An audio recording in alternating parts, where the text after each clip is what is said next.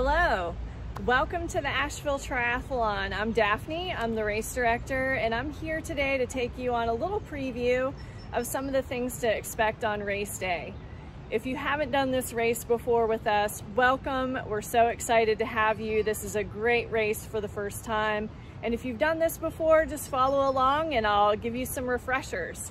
So I'm here at the pool at the swim start, and it starts in the shallow end of the pool here at Asheville Rec Park. So you'll be running in as you start the swim. So you can't dive in for this start, and you will want to watch out. It's a little slippery when you go in. I'll show you what that looks like, but you do want to be careful. As you're coming in on race day, you're going to be lining up and you'll be assigned a wave start time. It's first come, first serve for that wave start time, so you aren't going to be assigned an exact time. It'll be more like 7:30 to 7:35 is your wave start. And so you just come and line up.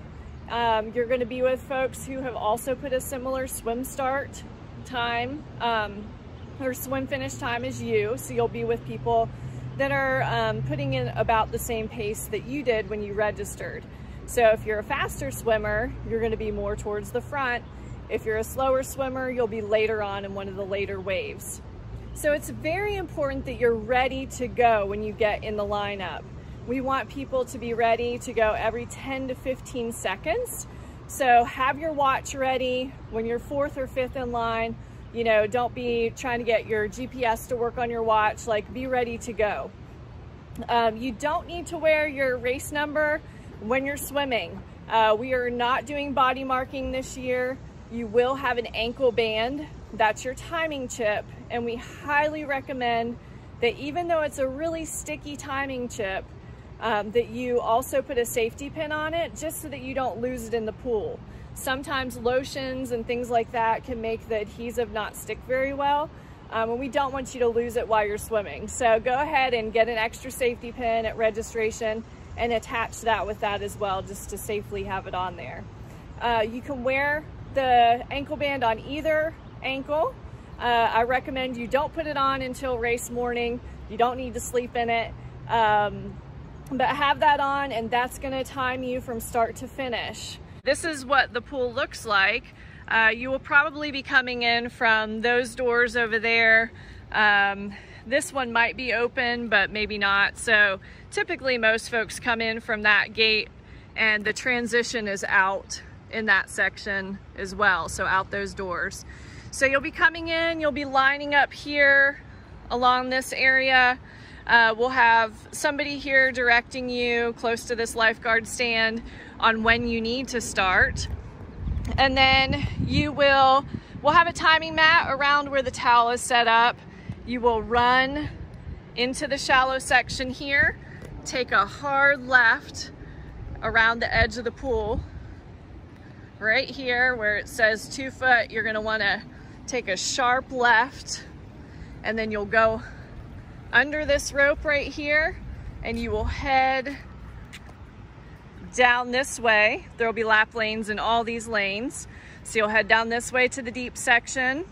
You'll go under those ropes when you get down there, and then you will come down the second lane to the shallow section, go under the ropes. You can flip turn under the ropes. You can do whatever you need to get under those ropes, and then you will come back down the middle of the pool in the third lane under the ropes. So you do that the whole way throughout the pool until the very last lap lane.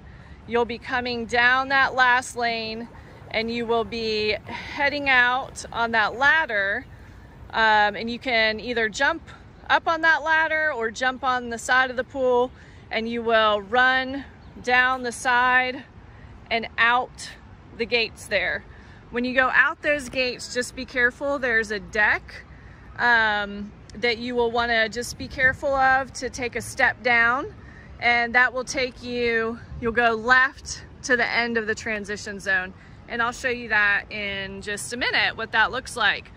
It's important that you don't leave belongings here in the pool on race day. They will be shutting down the gates after the swim is finished. So you don't want to leave towels and shoes and flip-flops and things like that because it will be closed in here. So there's no showers after the race. We will have a short window of time before the event for swim warm-ups, usually 15 to 20 minutes before the event, and we will pull everybody out about 10 minutes before the start. So 7:20, the swimming warm-ups would end. So this is what it looks like in here, and we're really excited to be back here again at Asheville Rec Park, and follow along for the rest of the video. At the back of the transition zone, this is what it looks like back here.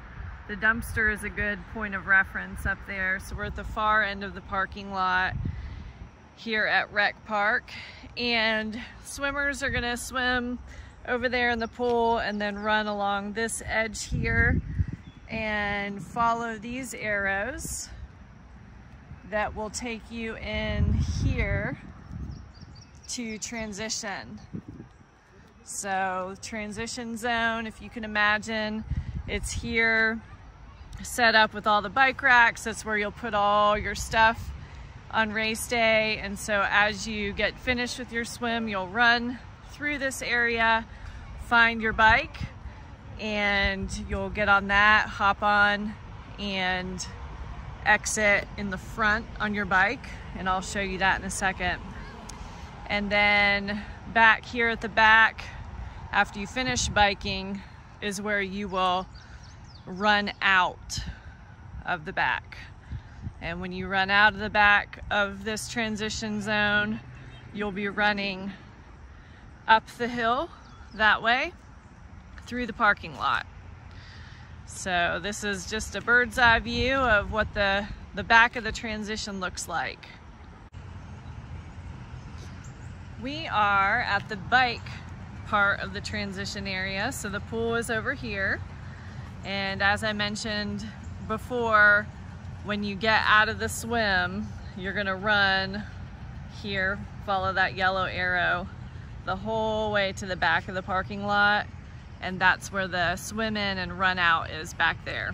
So we'll have transition set up here with all the bike racks. This is what it will look like here on race day. This is the front of transition. So your bike racks are in here. You'll grab your bike and you will head out. This is what it looks like.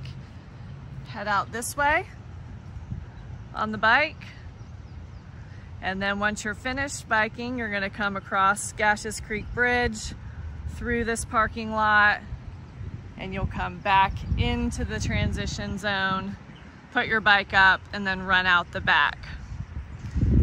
Do use caution when you're going through this parking lot.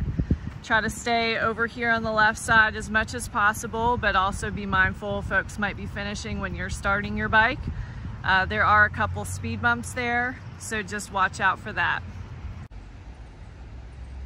Okay, I just wanted to give you guys a little preview. When you're finishing your bike, you'll be coming across this old Gashes Creek Bridge. There's an arrow there on the road that sends you that way towards the pool. So when you're finishing your bike, that's where you go. Also, this is the way that you start your bike, the same road. This is what it looks like up here. When you start your bike, you're going to be going out that direction towards the new bridge. Then when you do your run, you'll be finishing the run across this bridge, and you'll need to stay on the opposite side of the road facing traffic over there. And we'll have cones. You'll stay in the inside of the cones, and then about this area here, you'll venture across the road. We'll have a volunteer here also guiding you, and you'll run through the finish. The gate will be open here. The finish will be in this section. So you know when you're coming across this bridge to finish the run that you are almost finished. So give it all you got. Finish line will be there. There are some restrooms here. We'll have some additional porta-johns as well. And down here at the picnic shelter is where packet pickup and registration will be. So this is what that area looks like. Triathletes, when you arrive on race day, you'll be coming more than likely the direction this car's coming towards me. And there is parking here.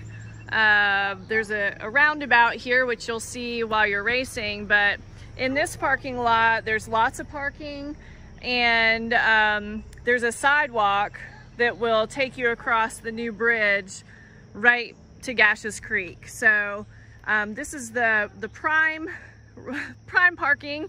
If this is full on race day, you'll head that direction down that road where the cars are coming towards us right now. And there's other parking lots down there. There's quite a few of them. Those are a little further away, but there is a path there that runs alongside the soccer fields, and you can use that path to connect to go across the new bridge too. So this is what parking looks like on race morning. There is no drop off up by the pool, so you can't have somebody drop you off or drop your things off up there. There's just not room for that. So you'll need to come down here and park and then take your things up on your bike. So, you know, I would suggest you only take the things to transition that you need, which isn't a lot. You need your bike, your helmet, your running shoes, your race number, your ankle tag, drink if you want to put something like that on your bike, socks if you want to put socks on, a towel if you want to have a towel with your stuff. Yeah, so you don't need a ton of things at transition. So just be mindful of what you're carrying. You know, you can put it in a backpack and take it with you. But this is what parking looks like for race morning. This is where packet pickup will be on race day at this picnic shelter. So you can see it's very close to the pool. Pool's over there. Transition is on the right side of the pool in the back. So this is what it looks like.